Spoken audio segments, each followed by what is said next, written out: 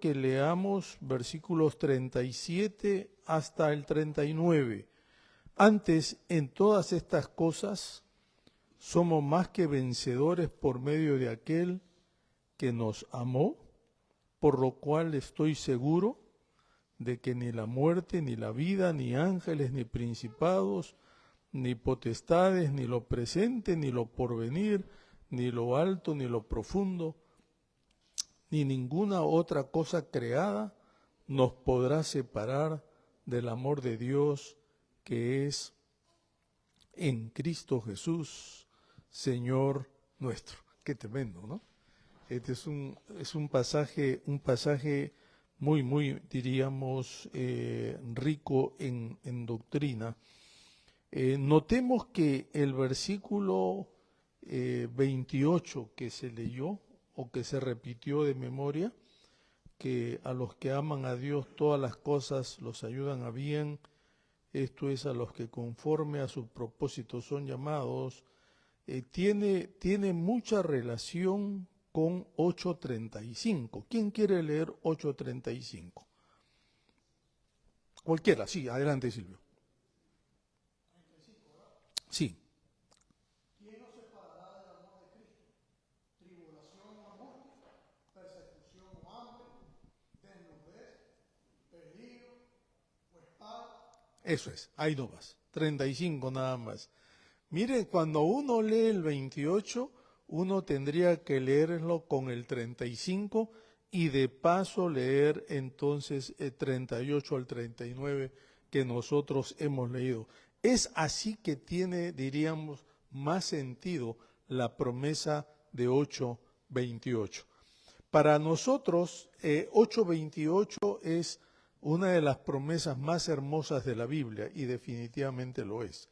Yo creo que en la historia de la Iglesia los creyentes se han agarrado a esta promesa, ¿verdad?, de una manera muy poderosa, y por eso es que este versículo es quizá uno de los versículos, juntamente con Juan 3:16, que más se ha memorizado. O sea, los creyentes lo tienen totalmente memorizados, aunque algunos solamente la primera parte. Esto tiene que memorizarse todo, ¿verdad? Y de esa forma entonces, cuando uno lo mezcla, lo une con el versículo 35 y luego 38 y 39, entonces encontramos toda la riqueza, todo el sentido de esta promesa del Señor. Ahora, ¿cómo puedo saber si esta promesa es para mí? Esa es la otra pregunta que tenemos que hacernos. ¿Esta es una promesa para todo el mundo o es solamente para algunos? Y Pablo entonces se dedica a desarrollar este tema, a responder esta pregunta en los versículos siguientes, que es lo que vamos a hacer nosotros en esta mañana. Ahora, hay dos cosas que deben darse para que esta promesa se aplique a ti y a mí. Dos cosas. Miren lo que dice el versículo: y sabemos que Dios hace todas las cosas que ayuden a bien para, en primer lugar, a los que aman a Dios, y en segundo lugar, ¿a quién? Eso, a los que son llamados, ¿qué cosa? Conforme a su propósito. Ahora, para ellos es la promesa de 8:28. Ahí en los papelitos ustedes pueden entonces copiar. A los que aman a Dios y para los que son llamados conforme a su propósito. No es solamente ser llamados, es llamados conforme a su propósito, que es lo que vamos a ver entonces ahora. No puedes reclamar esta promesa entonces si obviamente no amas a Dios. Eso lo primero que tenemos que entender aquí, ¿verdad? Si no amas al Señor, entonces no puedes reclamar esta promesa. ¿Y qué significa amar a Dios? ¿Qué significa amar a Dios? Esa es quizá una de las preguntas más serias que nosotros debemos hacernos. Ahora, yo quiero que pensemos un poquito cuando el Señor resucitado habla con Pedro. ¿Se acuerdan? Ya resucitado, están en la orilla del mar. Y el Señor le hace a Pedro 3 veces la misma pregunta. ¿Cuál era? Me amas. Pedro, me amas. Pedro, me amas. Pedro, me amas. Ahora, mucho se ha predicado sobre ese pasaje, pero lo que se resalta en este pasaje es que el Señor está preguntándole a Pedro, ¿verdad? Pedro, ¿me amas con ese amor de renuncia? En el idioma original del Nuevo Testamento, la palabra amor puede ser de 3 maneras. Puede ser un amor de esposos, puede ser un amor de amigos o puede ser un amor para Dios, el amor ágape. Entonces lo que sucede es que cuando al Señor le pregunta a Pedro, ¿me amas? Estaba diciendo, Pedro, ¿me amas con el amor ágape? Y Pedro le respondía, sí, te quiero, Señor, como un amigo. ¿No es cierto? Entonces el Señor vuelve a repetirles, ¿me amas con el amor ágape que se ama a Dios de renuncia total? Y Pedro otra vez contesta, sí, Señor, te quiero, como a un amigo. Por tercera vez le hace la pregunta, y Pedro ahí recién cae en cuentas. Ahí recién cae en cuentas. Y como que Pedro se entristece. Y le dice, Señor, es la tercera vez que me preguntas. Y el Señor tiene que decirle, es que no me estás contestando bien. Y cuando por fin Pedro le dice, sí, Señor, yo te amo con el amor ágape. Entonces el Señor le dice esas tremendas palabras, ahora tú puedes ir a donde quieres ir, pero va a llegar el momento en que te van a llevar. Pero mientras tanto, pastorea a mis ovejas, ¿no? Y dice Juan interpretando, dice que el Señor le estaba ya anunciando con qué tipo de muerte iba a morir. Es que a Pedro prácticamente lo condujeron, como se dice, de la mano hasta la crucifixión boca abajo allá en Roma, ¿verdad? Ya no pudo escaparse. Él, que era un hombre, yo me imagino a Pedro impetuoso, dinámico, fuerte, ¿verdad?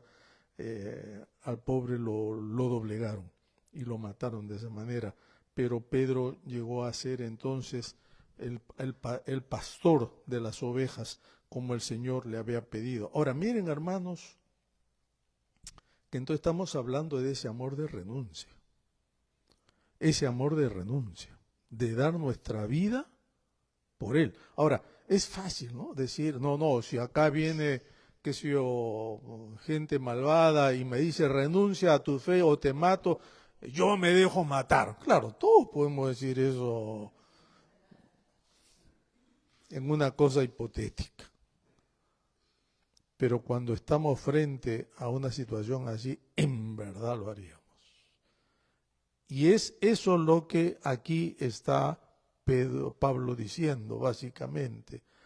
Está diciendo entonces que a los que aman a Dios con ese amor de renuncia, entonces todas las cosas les ayudan a bien.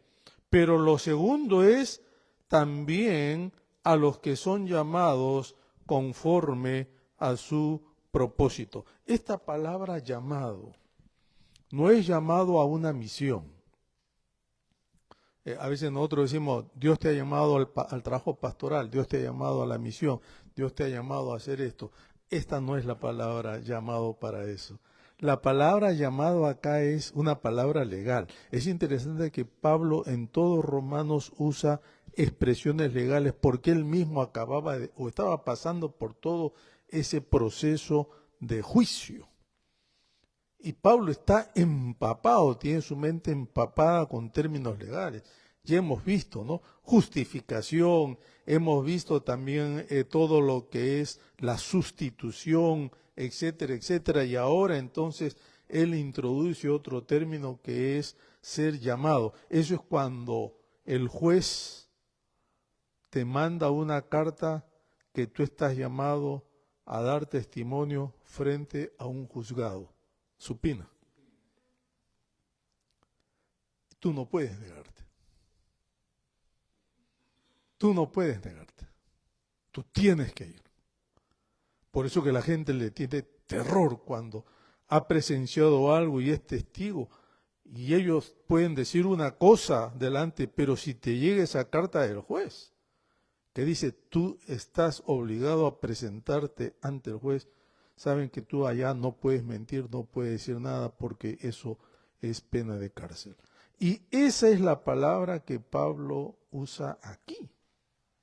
Pablo está diciendo a todos los que son llamados, o sea, a que se presenten delante de Dios para cumplir con los propósitos que Dios tiene para nuestra vida en este caso.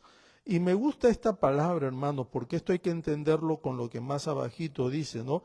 Versículo 29. A los que antes conoció también los predestinó para que fueran hechos conforme a la imagen de su Hijo. Y mucho debate se ha hecho sobre este versículo. Somos predestinados. No está hablando de salvación. Aquí Pablo no está hablando de la salvación, porque ya la salvación pasó cuando hemos sido justificados. Acá Pablo está hablando que hemos sido escogidos para parecernos más a su Hijo en santificación. Y es por eso, hermanos, que, por ejemplo, versículos como 1 Corintios 1:9, cuando dice, fiel es Dios que nos llamó a la comunión con su Hijo Jesucristo, Señor nuestro. Miren ustedes, la misma palabra está utilizando Pablo acá. Parecernos a Jesucristo no es una opción para el creyente. Por eso es que Romanos es tan importante, hermanos. No es que, mira, yo soy creyente, pero más o menos. Yo soy evangélico, pero nominal. Miren, eso no existe. Tú eres creyente, hijo, hija de Dios, y eso es un llamado a ser santo, a parecerte al Señor Jesucristo. Lo mismo, y puedo darle versículos para los que están anotando, Gálatas 1:15 dice lo mismo, Efesios 4:1 y 4 dice lo mismo. Miren, 2 Timoteo 1:9 es bien clarito, lo voy a leer. 2 Timoteo 1:9. Pablo, hablando a Timoteo, dice, Dios nos ha salvado. Por eso acá no estamos hablando de predestinación de ser salvos o no. Dice, Dios nos ha salvado y nos ha llamado a una vida santa, no por nuestras propias obras, sino por su propio propósito y gracia. Y miren, acá está. Esta gracia nos fue dada en Cristo Jesús antes del principio de los siglos.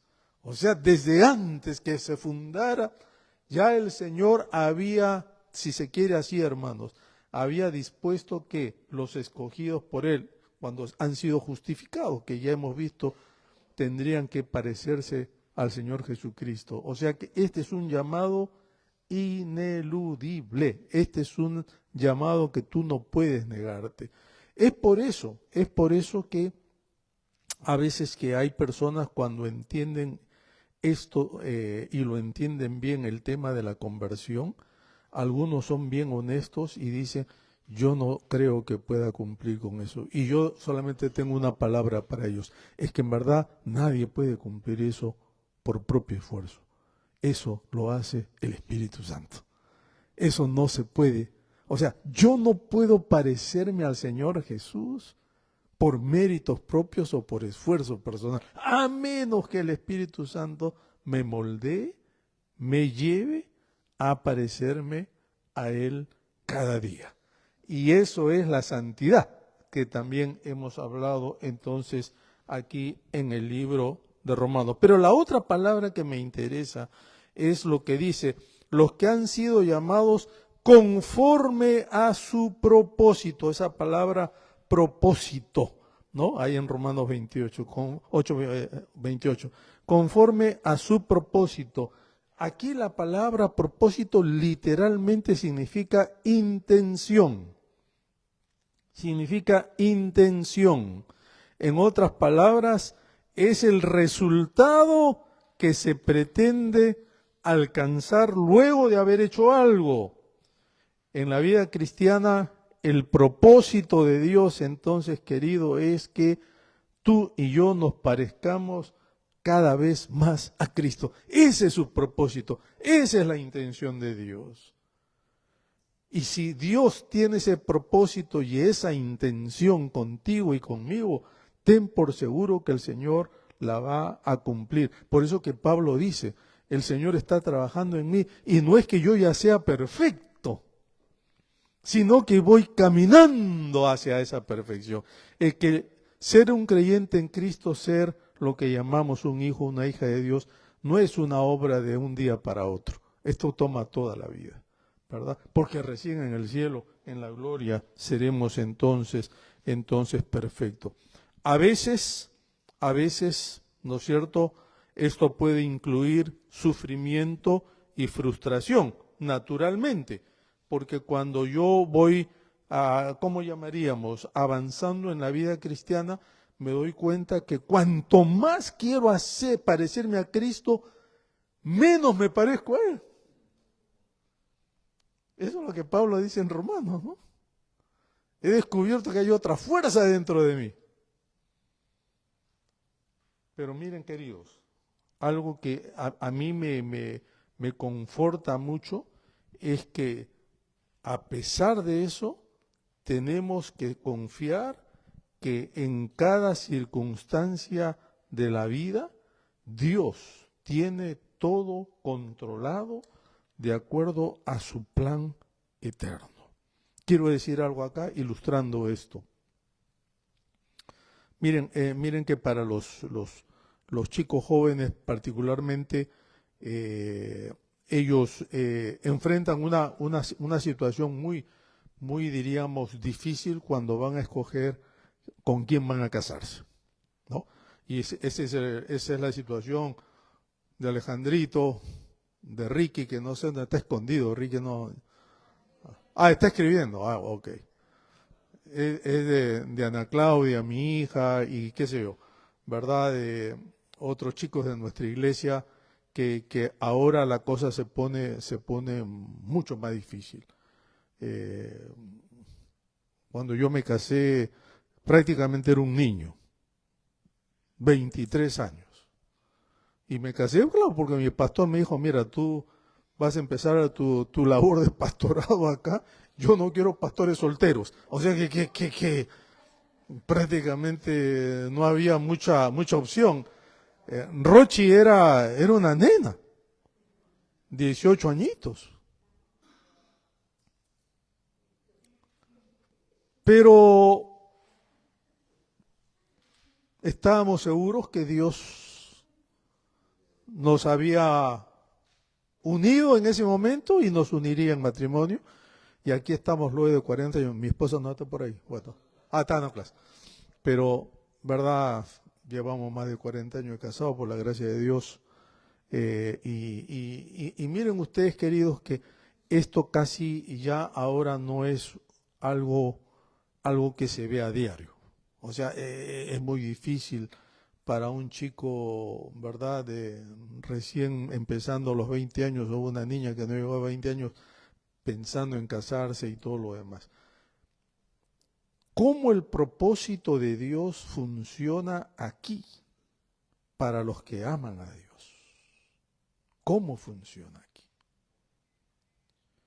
Y esa es una pregunta que yo creo puede aplicarse a otras circunstancias también de la vida. Para muchos, y esto lo digo con mucho respeto, ¿verdad? Para muchos que emigran, salen de sus países y se vienen aquí, ¿cómo sabías que esto era el plan de Dios para tu vida? Esa es una pregunta seria, hermanos, que no nos hacemos. ¿Por qué? Porque nos hemos acostumbrado a dejarnos guiar más bien por asuntos muy pragmáticos, prácticos. ¿Con quién me casaré? Bueno, la chica tiene que ser bonita, tiene que tener una carrera, un buen trabajo, y en eso pensamos. ¿Por qué sale de tu país? No, es que allá me ofrecen más posibilidades, pero eso no es todo. Uno tiene que estar seguro de que Dios te está llevando a esa muchacha o a ese muchacho, o en todo caso Dios te está llevando a otro lugar. ¿Cómo funciona esto?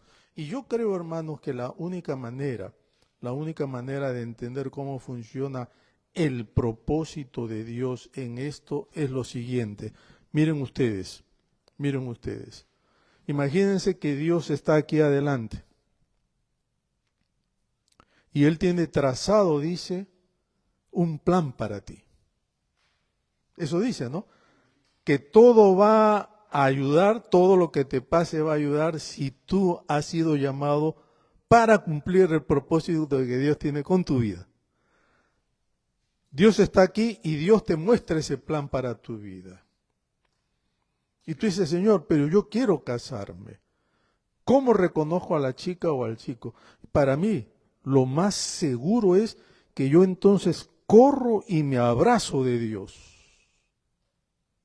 No me suelto de su mano. Y oro para que la chica o el chico, que va a ser mi esposo o mi esposa, haga lo mismo, que corra también a abrazar a Dios.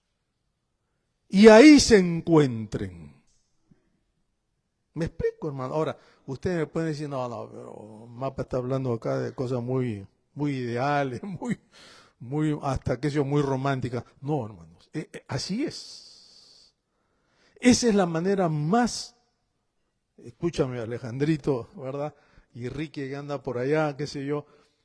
Esta es la manera más segura. Si tú estás abrazado de Dios, y quien va a ser tu esposa también está abrazado de Dios, Dios los va a unir, porque Él tiene el propósito tuyo y el propósito de quien va a ser tu esposa en sus manos.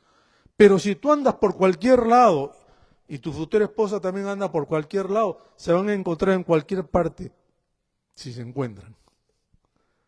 Y chances, y habrán las posibilidades que quizás ni siquiera sea la persona indicada. Y así sucede con las decisiones que tomamos. Muchas veces hay hermanos, hermanas que dicen, yo me aparté de la voluntad de Dios. En términos prácticos están diciendo, yo me salí del propósito que Dios tenía para mi vida. Y eso es verdad. Eso es verdad. ¿Cómo vuelves a los propósitos de Dios? Corriendo y abrazándote de Dios, que Él tiene en su mano sus propósitos para ti. Y tú tal vez puedes decir, no, pero mira, ¿sabes qué? No me gusta mucho eso. O antes cuando yo luchaba con esto del llamado al pastorado, ¿verdad? Que Dios me llamaba cuando yo estaba en la universidad. A mí otros amigos de la iglesia me decían, oye, pero vas a dejar medicina para meterte a pastor. Imagínate, eso es una locura. El pastorado no te va a dar nada. Y yo luchaba con eso, porque yo decía, tienes razón, pero algo que sí yo pude entender y lo tuve que entender clarísimo es que si la voluntad de Dios es perfecta, el propósito de Dios para mi vida es perfecto, entonces, si yo estoy abrazado a Dios, no importa dónde qué voy a escoger, si yo estoy con el Señor, entonces eso es para mí.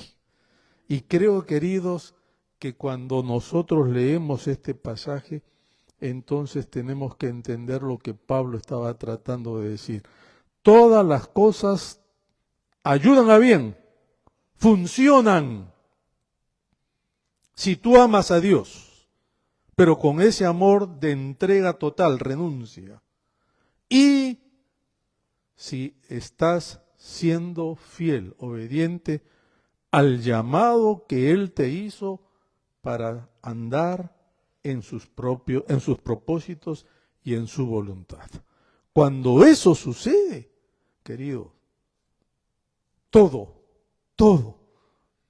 lo que tú hagas, el Señor lo va a bendecir. Es lo que en el Antiguo Testamento, ¿no es cierto? Dios decía a los antiguos patriarcas, todo lo que pise la planta de tu pie te lo daré. Impresionante.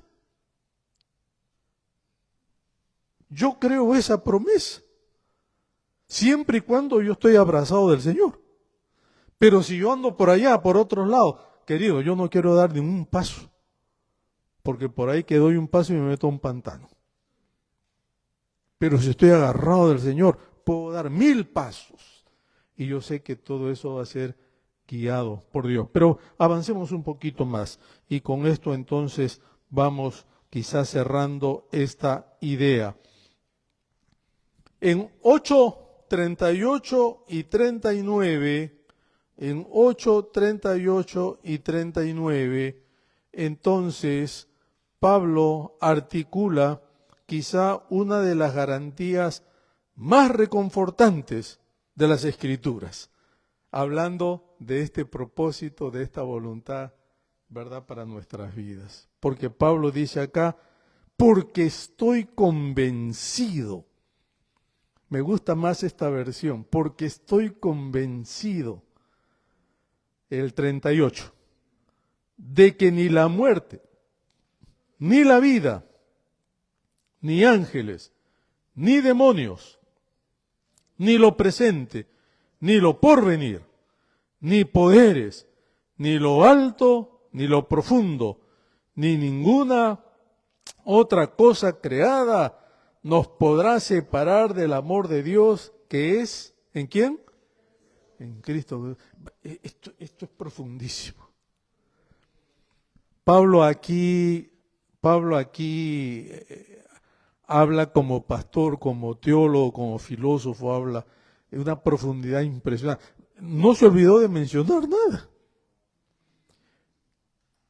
¿Qué nos puede separar del amor de Dios? Díganme. Nada. Eso es lo que hay que escribir ahí. Nada. Nada. Querido, y cuando decimos nada es nada. Otra vez, si andamos en sus... Eso. Pero si tú estás suelto, si tú estás alejado, yo siempre digo, ten miedo, porque te vas a meter en cantidad de líos. No porque Dios lo quiso, sino porque tú mismo lo quisiste. Y eso es entonces algo que nosotros debemos considerar. El salmista, Salmo 139, 7 y 8, dice lo mismo. Jamás podré escapar de tu espíritu, jamás podré alejarme de tu presencia. Si subo al cielo, allí estás tú. Si desciendo al sepulcro, allí también está tu mano. No hay donde podamos ir si estamos agarrados, ¿no es cierto?, con del Señor. Ahora, miren ustedes que esta lista larga de cosas que Pablo menciona, como la muerte, por ejemplo, o aún la vida, ángeles, demonios, presente, futuro, altura, profundidad, toda la creación. Si eso no nos puede separar del amor de Dios, ¿qué nos podrá separar? Absolutamente nada. Absolutamente nada. Absolutamente nada. ¿Verdad? Y tú me puedes decir, sí, pero tengo, qué sé yo, líos en casa, con mi familia, mi esposo me ha decepcionado, mis hijos me han decepcionado, estoy sin trabajo, estoy bla, bla, bla, bla, bla. Mire, puede pasar lo peor. Pero si el Señor a ti te llamó y tú obedeciste su voz y estás agarrado de Él, ten la seguridad que nada ni nadie te podrá separar del amor de Dios. Leía una noticia ahí en el periódico vieja, en octubre del 2005, un hombre de Kenia Moses Bitok, obtuvo la ciudadanía. Es como Cristian, ¿no? Que pronto ya va a estar él juramentando, gracias a Dios por ello. Y luego será Silvio, ¿verdad? Y acá está este hombre Bitok, allá en Ohio, donde vivía, feliz de la vida, que ya había juramentado. Yo todavía me acuerdo el día que juramenté, ¿no? Es una sensación extraña. Extraña en el sentido que uno dice, ¿y ahora cómo cambia mi vida? Y en verdad no es que cambie mucho, pero es una sensación de por lo menos tranquilidad, ¿verdad? Pero miren ustedes que acá está este hombre Bitok, yendo a su casa para compartir la noticia, ¿no es cierto?, con su familia, pero en rumbo a su casa para en una estación de gasolina para ver los números ganadores de una lotería que él había comprado. Él ni sabe por qué paró, pero para allí, mira los números y ¿qué resultó? Que se había ganado casi $2 millones en una lotería. El tipo saltaba, dice la noticia. La gente no podía entender. Lo único que él decía, acabo de salir de mi juramentación, ahora vengo acá y me gano casi $2 millones. Dice, esto es como que si por haber adoptado un país, Estados Unidos me regala este dinero para poder empezar una nueva vida. Y él decía, solo en los Estados Unidos puede suceder una cosa así.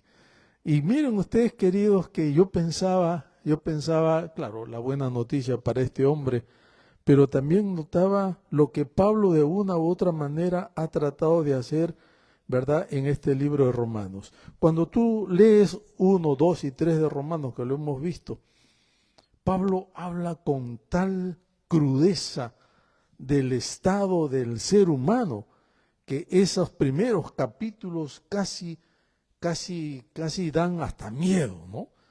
Porque Pablo va a decir, por causa de la corrupción del corazón humano, el ser humano está condenado, la paga del pecado es muerte. Pablo habla en esos términos. Dios entregó a los que les gusta estar maquinando cosas malas, los entregó a una mente perversa. ¿Para qué? Se condenen. Miren, esas son las palabras de este hombre. Va avanzando y cuando llega ya al capítulo 6, Pablo 5 y 6, Pablo va a decirnos entonces, pero hay salvación, esperanza para la humanidad. Y esa esperanza es justamente la redención a través de nuestro Señor Jesucristo. Y conforme avanza, llegamos al capítulo 8 y ahora acá nos encontramos casi como lo que le sucedió a este hombre de Kenia, ¿no? Habíamos sido juzgados por Dios y condenados. De pronto Dios nos dice, no, pero miren, la oportunidad para que tú seas redimido, salvado, es a través de Cristo. Hemos aceptado eso, hemos sido justificados y adoptados a la familia de Dios. Somos coherederos con Cristo. Y ahora entonces Pablo en el 8 termina diciendo, por lo menos esta primera parte, termina diciendo, miren, una vez que ustedes han aceptado a Cristo, ¿verdad?, han sido justificados por Él, nada ni nadie podrá separarlos del amor de Dios. Lo que es más, todo lo que hagan, resultará para bien. Y lo que es entonces quizá una de las promesas más bonitas, ¿verdad?, que nosotros encontramos es que el Señor entonces va a decir, miren lo que dice versículo 37, dice, antes en todas estas cosas somos más que vencedores por medio de aquel que nos amó. Inclusive eso que el Señor entonces nos ha hecho victoriosos en medio de tantas cosas que podemos pasar. Filipenses 4:13 es un versículo que hay que memorizarlo si no lo saben. ¿Qué dice Filipenses 4:13? ¡Ay, milagro! Todo lo puedo en Cristo que me fortalece. Solo un creyente que está seguro de esto puede decir aquello. Y Pablo podía decirlo, y tú puedes decirlo, yo puedo decirlo. ¿Por qué? Porque el Señor un día nos salvó, un día nos dio esta esperanza, esta promesa, y ahora nosotros podemos decir que somos más que vencedores en Cristo Jesús, Señor nuestro. Amén, hermanos. Dios nos ayude, Dios nos ayude, y que esta palabra sobre todo nos permita a nosotros mantenernos agarrados al Señor. Mantenernos agarrados al Señor. Y si tú conoces a alguien que se ha descarriado del camino del Señor, hermanos, esto es una cosa muy seria.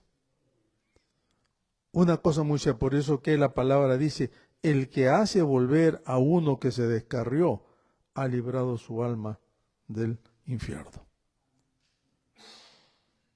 Tienes que hablarle y tienes que decirle, ¿sabes qué, querido?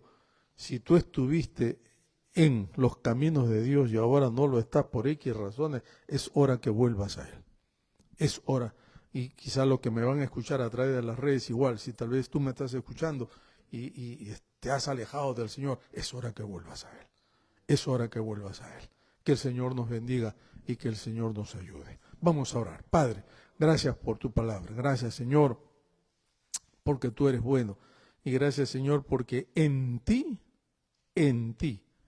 somos más que vencedores y nada ni nadie nos puede apartar de tu mano. Nada ni nadie. En tanto que estemos pegados a ti, abrazados a ti, andando conforme a tus propósitos para nuestra vida.